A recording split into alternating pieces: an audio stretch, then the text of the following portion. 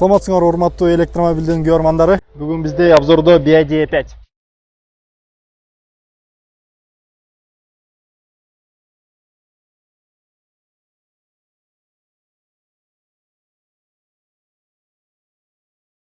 Машина 2017-жылкы Toyota Corolla базасында жасалган, 218 аттын күчү бар. Передний привод.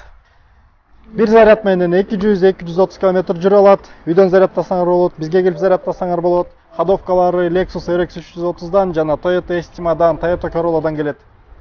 Бардык электромобилдерде эле бизде инвертор бар. BYD E5-тарда башка унаалардан караганда жидкостный охлаждениясы бар.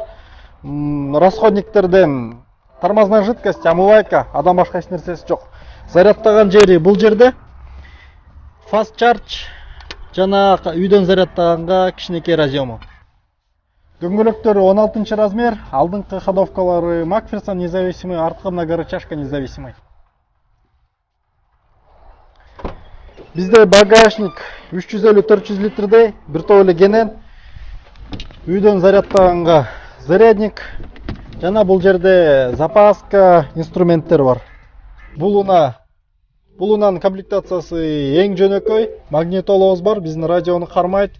Руль, сиденьялар механический регулировка менен, задний парктрониктери бар. Бул жерде бизде климат-контроль, печка жана кондиционер. Оталдырганда ачкычтын кереги жок. Ачкычты чөнтөгүңөрдү алып жүрсөңөр эле болду. Тормоз тээп туруп зажиганияны басасыңар. Болду. Машина оталды. Бизде переключениябыз бул жерде. Рычагты солго тартып туруп Д-га коебуз. Машинанын деген Д-га коюлду. Бул жерде панель управления көрүп турат. Тормоз жиберсек эле жүрүп баштайбыз.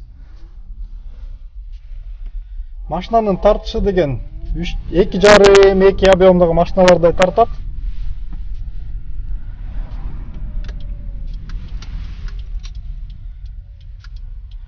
Артка айдаш үчүн кайра рычагты солго тартып туруп Д-га коебуз.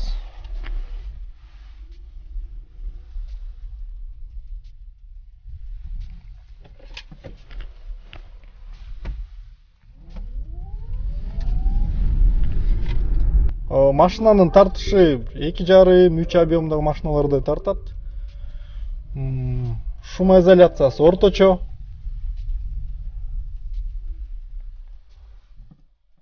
Бул жерде бизде панель управления, процентаж, канча километрге жетет, канча километр жүрдү.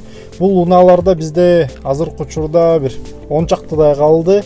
Пробегтери деген 70 миңден 100 миң километрге чейин.